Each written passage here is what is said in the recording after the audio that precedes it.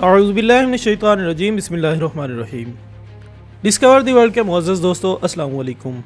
ناظرین اکرام، اس کرۂ ارض کی تاریخ ہزارہا ایسے واقعات سے بھری پڑی ہے جس پر یقین کرنا ہر دور میں مشکل رہا ہے۔ کہیں پر انسان آسمان سے اترتا ہوا کھانا کھاتے تو کہیں جانور انسانوں سے ہم کلام ہوتے، کہیں مختلف معجزات انسان کو حیران کر دیتے تو کہیں زمینی شاہکار انسانی آنکھوں کو چندھیا دیتے۔ اسی طرح کرۂ ارض پر بے شمار معاملات ایسے بھی ہیں جو ہمیشہ انسانی عقل سے ماورا رہے ہیں۔ انہی میں سے ایک پہلو ان شہروں کا ہے جن کی چکا چوند اور خوبصورتی زمانے بھر میں مشہور تھی، لیکن اس کے باوجود وہ کس انداز سے پراسرار طور پر منظر عام سے غائب ہوئے، یہ معمہ آج تک حل ہونے سے قاصر رہا ہے۔ اگرچہ دوستو کسی شہر کے گمشدہ ہونے میں کئی عوامل کار فرما ہو سکتے ہیں، جیسا کہ قدرتی آفات یا پھر موسم کی سختیاں وغیرہ، لیکن آج ہم جن پراسرار اور گمشدہ شہروں پر نظر دوڑائیں گے ان میں سے کئی شہر ایسے ہیں کہ جن کی تاریخ جو بیان کی گئی وہ صرف اندازوں پر مبنی اور تصوراتی ہے، اور آج تک کوئی بھی ان کی درست حقیقت سے واقف نہیں ہو سکا۔ اسی وجہ سے انہیں تصوراتی شہر کہا گیا ہے، جیسا کہ اٹلانٹس کا گمشدہ شہر۔ محترم خواتین و حضرات، یہ وہ شہر ہے جو قدیم زمانے میں تقریباً 2000 سال قبل پراسرار طور پر منظر عام سے غائب ہو گیا تھا۔ بارے میں کچھ لوگوں کا خیال ہے کہ یہ شہر کیوبا کے نزدیک تھا، جبکہ کچھ کا کہنا ہے کہ یہ تصوراتی شہر بحر اوقیانوس کے درمیان واقع تھا۔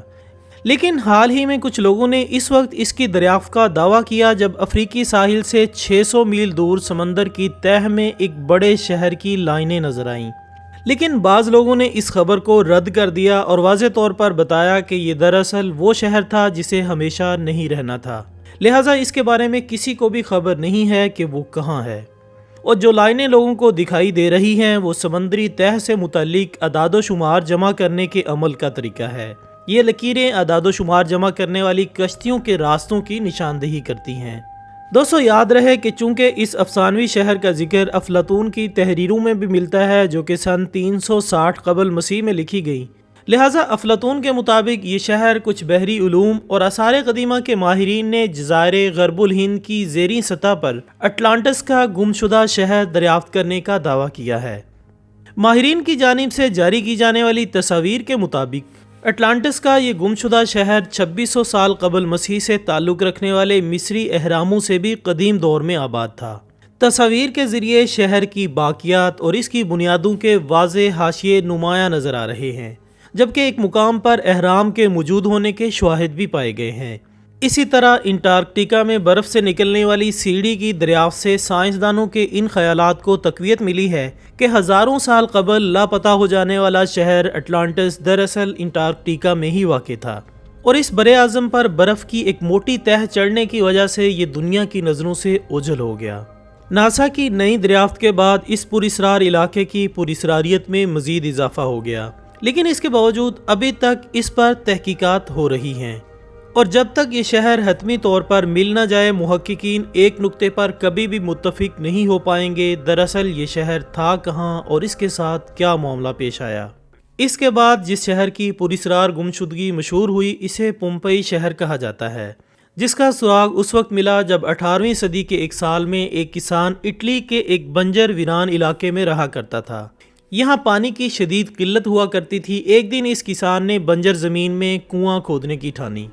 کسان کی طویل مشقت کے بعد کھودے گئے اس کنویں سے پانی تو نہ نکلا، لیکن کچھ ایسا برآمد ہوا جس کی تلاش صدیوں سے جاری تھی، کیونکہ پومپئی ایک قدیم رومی شہر تھا۔ یہ شہر 7ویں صدی قبل مسیح کے دوران آباد ہوا۔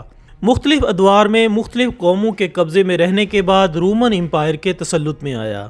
پھر اس شہر نے ترقی کی ایسی منازل طے کی کہ یہ اس وقت کی دنیا کے عظیم ترین شہروں میں شمار ہونے لگا۔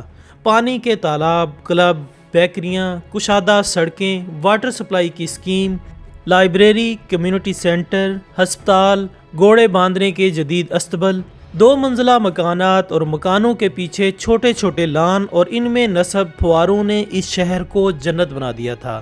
اس کے علاوہ دوستو یہیں سے اجتماعی غسل خانوں یا حمام کے تصور نے جنم لیا جو اس شہر میں بے حیائی کے فروغ کی وجہ بنا، اور یوں چند دہائیوں بعد پومپئی جنسی سرگرمیوں اور غیر اخلاقی حرکتوں میں کہیں آگے نکل گیا۔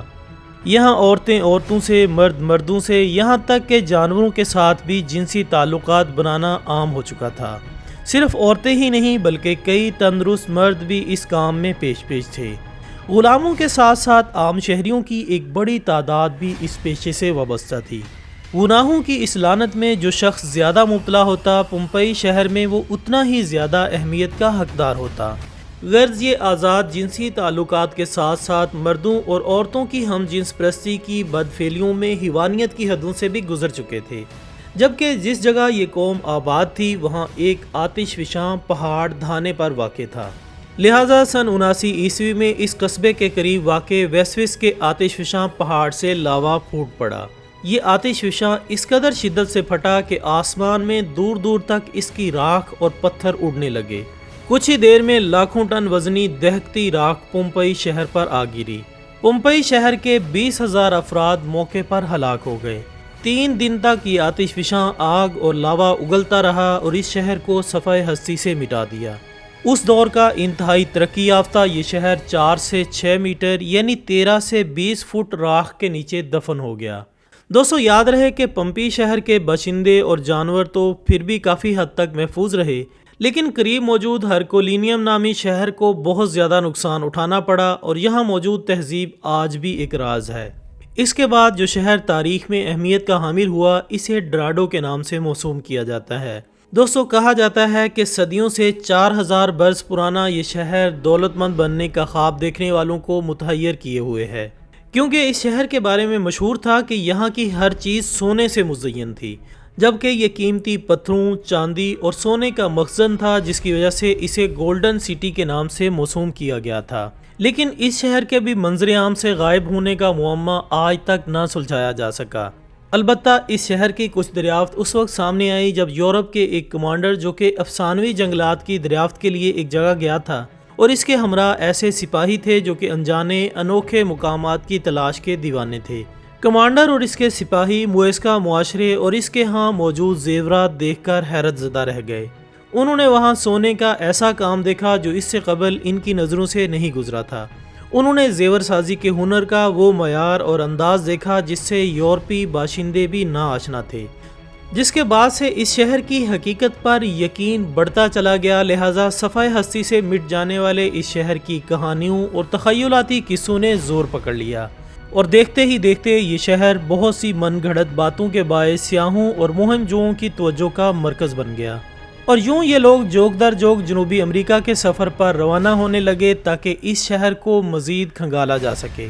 دوستو کہا جاتا ہے کہ ایسے لوگوں نے مسلسل بارشوں کے شکار اس اجڑے شہر کے جنگلوں میں سونا حاصل کرنے اور راتوں رات مالدار بننے کے لیے پرخطر راستہ اختیار کیا، جبکہ ہر ایک مہم جو نے اپنے طور پر صفحہ ہستی سے مٹ جانے والے اس شہر کی تلاش کے لیے سر دھڑ کی بازی لگائی اور اس کا محل وقوع کا پتہ لگانے کے لیے کوشاں رہے، جس کے بعد یہ انکشاف ہوا کہ یہ جنوبی امریکہ میں واقع ہے۔ اس کا محل وقوع کولمبیا کی جوتا ویتا جھیل کے قریب ہے۔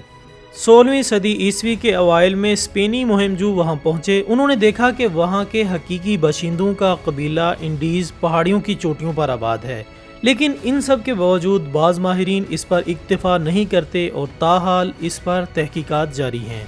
تو دوستو یہ تھی ہماری آج کی دلچسپ ویڈیو۔ ہم امید کرتے ہیں کہ آپ کو یہ ویڈیو ضرور پسند آئی ہوگی۔